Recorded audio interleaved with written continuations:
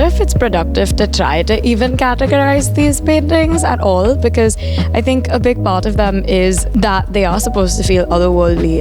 Kind of looking at all of her work, you can get this sense of life and death, rebirth, afterlife, whatever subconscious kind of world she's creating.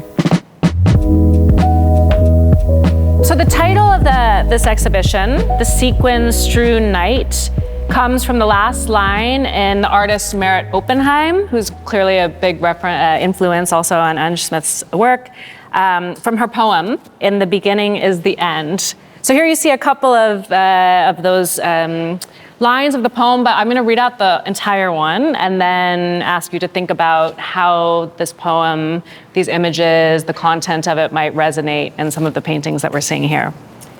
Okay. In the beginning is the end. The volcano showered us with gifts. How sad we were. The sky drips on the plates. The grass sinks down, covered in dew. Hallelujah, antics without end. Fools blowing flutes. The water lilies lie tentatively beating. Their eyes open and closed. The traps are empty. The black sack is full. As seeds to the apple are ants to the earth. No sound is audible. Only the crescent moon hangs in the sky. Fireworks pop, and the night is sequin-strewn. Yeah, do you see any of these lines, images? Where do we see them in the paintings here that are on display? Kind of looking at all of her work, you can kind of get this sense of life and death, rebirth, afterlife, whatever subconscious kind of world she's creating. So connecting to the poem, like a lot of her paintings to me feel like fleeting moments. I was 100% reading the central line as a horizon, which I think in and of itself sort of gives you that illusion of depth, which is pretty contradictory to the way in which the rest of the painting is. It feels the colors also feel very like, there is definitely gradation and there's like shading in there, but it feels very stark, although they aren't like particularly different colors, which I wouldn't expect from a piece like this or like a surrealist piece. So I think it feels very like postmodern in that sense. So I feel like it can also look stuck because there are no shadows. So it's kind of hard to tell what really is an object or a landscape, or if it's all a landscape. So there are layers symbolically, metaphorically. We see that there are different things playing into part.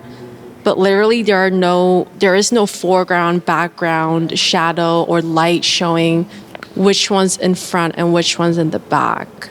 What's interesting to me about this painting, and also just like the rest of her paintings, is her interest in transparency. And so this question about underlayers is, I'm thinking about this corner where there's like what I'm assuming is ice layered upon each other, and you can see kind of the different hierarchies between what is on top as like the most upper layer versus the bottom, but there's also this kind of like transparent icy kind of like ground is broken, but there are instances where she's trying to like create an illusion of dimension. So very often in Eastern paintings, it's like a lot of animal motifs to represent female power, anger, or even just any sort of vaguely negative emotion. So I think that is interesting to contrast then with alcohol bottles and things that feel very Western. But I feel like that's very intentional to have those two play side by side in all the pieces. So I know her work is kind of exploring or just investigating ideas of femininity. And so there's like a pearl necklace that kind of becomes this cobweb, and I'm seeing her kind of connection with insects and specifically spiders as a symbolic kind of conversation about motherhood and adaptability and survival are intertwined with the identity of the mother. The landscapes that I see throughout the room, there's like this disjointed or dismembered sort of storyline that's really captivating to me. There's something to be said about this work and the fabric being torn and these broken glasses and bleeding out sort of liquids that are coming down the forms. that is really captivating to me. There's something, not dystopian, but something semi-sinister, despite the colors being very bright and the jewelry being very almost childlike or costumey. There's like a narrative that's presenting itself to me that leans away from the potential sort of energy and happiness is the wrong word for it, but that's typically associated with like the partying that I'm feeling from this piece. I see these small just animals like they're like a new species, I'm assuming. Even on the horizon, there's some greenery as well. So I'm imagining another world blossoming. So, right, there is a lot of like goriness, but I just see more peaks of life, if anything. I'm really drawn into the softness of her brushstrokes, more so like the backing of this man. It just integrates so well. It's almost like a spirit lifting off of him. I also see her soft brushstrokes within his hair. It's almost like a fabric to me. It's a little bit gory, but it's like a softness of that. Tones of something like violent or something painful that I think play out in very like interesting ways that really lend themselves to the narratives that are potentially present in each work. For me, what really draws me to this piece is sort of like the androgyny of the figure. There's obviously very masculine form, but it's been obviously marred by something violent, and yet it's wearing things that are intrinsically very feminine, at least in what we consider to be feminine. I can definitely see like that changing my perspective on it now, because we think about like men and the patriarchy that we face in society, and me being a man is a part of that, and I have to like come to terms and prevent that in my own way. But also just like looking at it stylistically, like I do see a lot of like insects, and specific like water insects go through like ecdysis and they shed their skin. So I'm thinking about like what that could potentially mean. This character looks like they're shedding their skin. So I don't know if it's playing on some type of idea of like duality or like rediscovering yourself. Again, the person also looks kind of androgynous, like you were mentioning, like also having masculine features. New life or the continuation of life and potential sort of disruptors of that. So it feels very cyclical to me.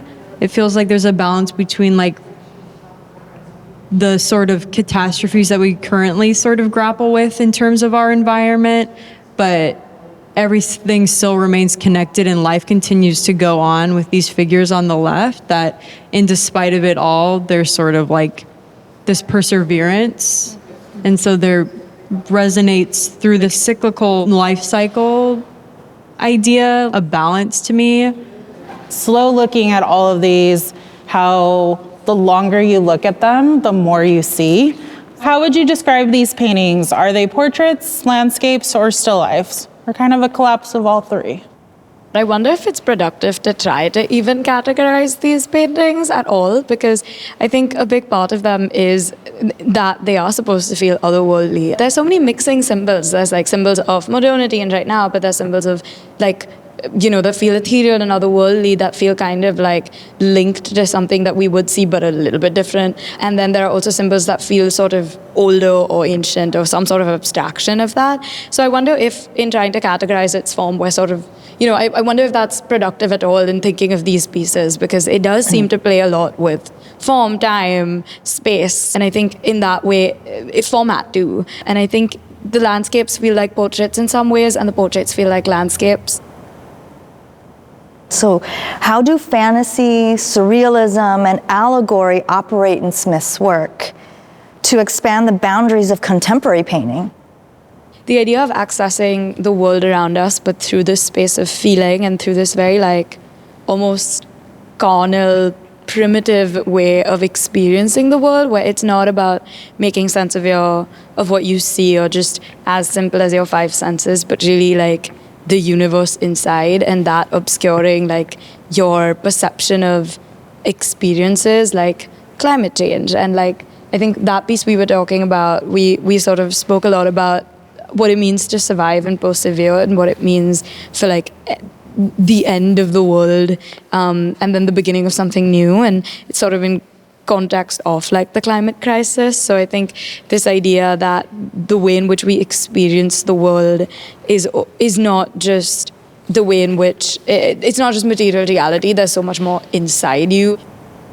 Anj Smith has been called not a surrealist, but an other realist, capable of showing us the magic that could, in fact, exist if we let our imaginations run free.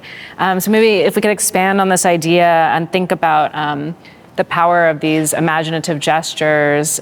I think hope starts with a pause, slowing down, taking a break, and I see a lot of slow work, slow pacing within her work. I think slowness is really imperative for the future, you know? I think that's how you dig into the imagination, is just slowing down truly and getting in within yourself. And these pieces seem really meditative. I personally think it takes a lot of strength as an artist to be able to build something and then be equally as willing or invested in the opportunity to break something apart.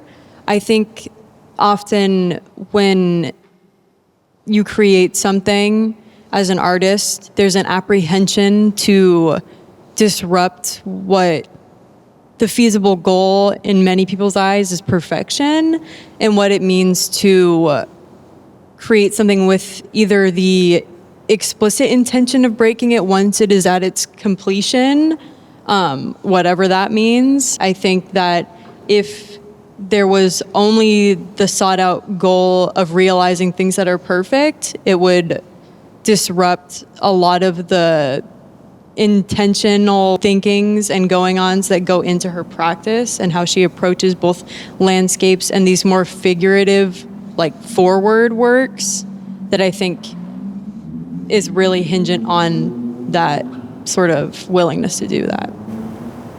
So how does Anj Smith use detailed, almost obsessive, painterly techniques to evoke the mystical or ineffable? In what ways do her surfaces invite contemplation beyond the material? Does anyone want to respond to that? Yeah, I feel like her kind of engagement with detail is kind of interesting because she has the ability to make very detailed forms and miniature kind of subjects, but she decides to keep her backgrounds mostly one or two colors and not very figurative, or it's just kind of a color background. And I think like that's what makes her works the most dreamlike to me, because when I look at her paintings, it comes across as making sense of something that was dreamlike, something that happens internally. And sometimes these details are kind of not misrepresented, but kind of when they merge together, it, to me, evokes how memory works and how memories fade out or merge together. Sometimes they're jewel-like, sometimes they're very murky, but they invoke the sense of intimacy and almost uneasiness. So what do you think is going through her mind as she's developing that palette and creating this atmosphere that has so much emotional weight to it? How does your palette choices go into creating your work, and how do you think that affects the outcome of your pieces?